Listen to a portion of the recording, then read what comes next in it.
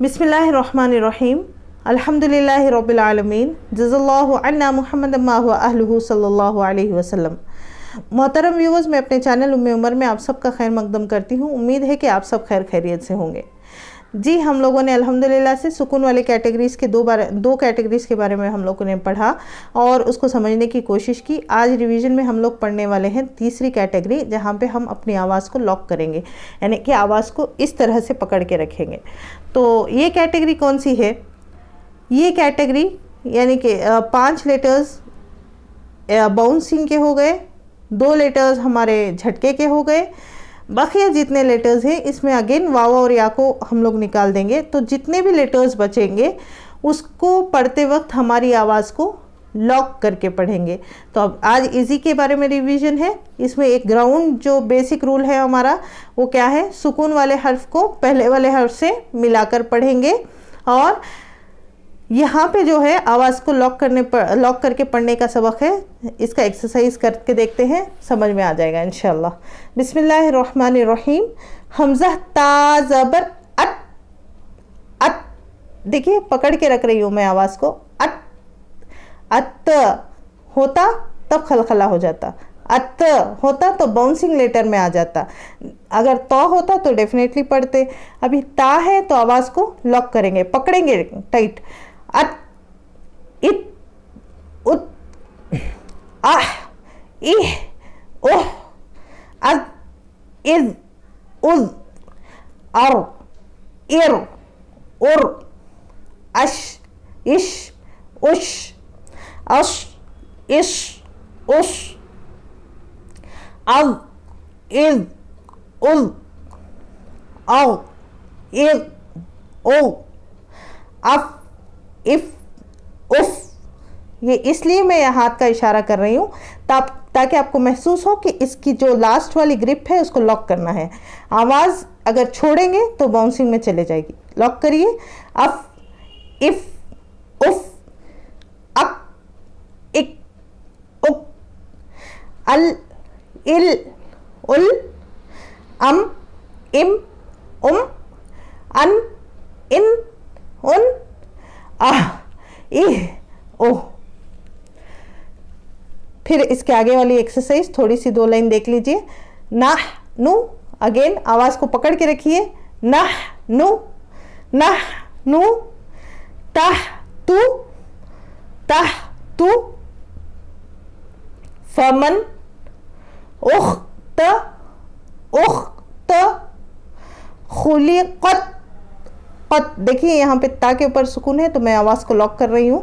खुलिकत नुसिबत रुफिअत हुशिरत। ये रहा आज का सबक और मैं उम्मीद करती हूँ कि आपको सबक समझ में आया हो और होपफुली आपको हमारी जो ये तजवीद वाली सीरीज़ है आपको पसंद आ रही हो।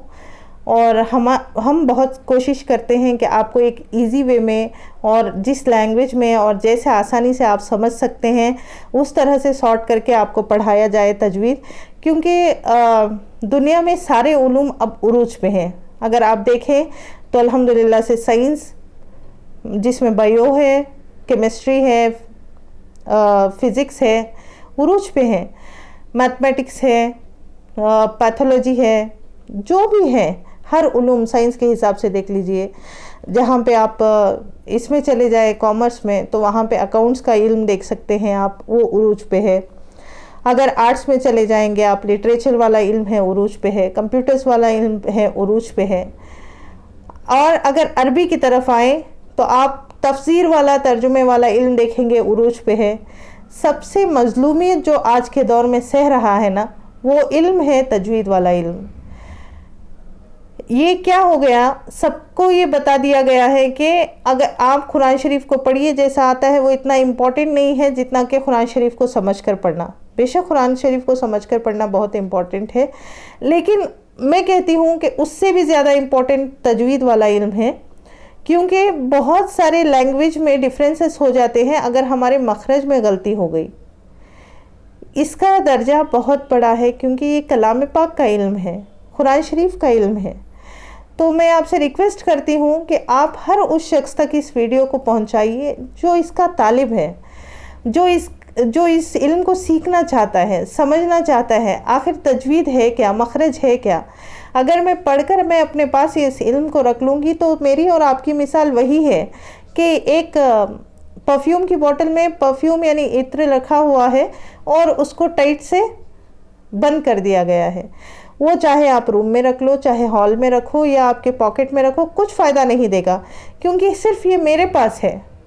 जैसे ही उसका कैप खुलेगा तब वो रूम को या आपको या आपके घर को मुअत्तर करेगा। तो प्लीज़ आप, थोड़ी सी मेहनत लगेगी, यानी 2 सेकेंड का ही काम है। आप इस वीडियोस को ज़्यादा से ज़्यादा शेयर करिए हर उस मुसलमान की तरफ जो कुरान शरीफ पढ़ना सीखना चाहता है, जिसको कुरान शरीफ आता है लेकिन तजवीद दुरुस्त करना चाहता है, ताकि आप और मैं सदका जारिया में हिस्सेदार बने। उम्मीद है कि अल्लाह तबारक व तआला आपको मेरी बात समझाए और आप समझते हुए अमल करें। इंशाअल्लाह हम सब मिलके सदका जारिया फैलाएंगे।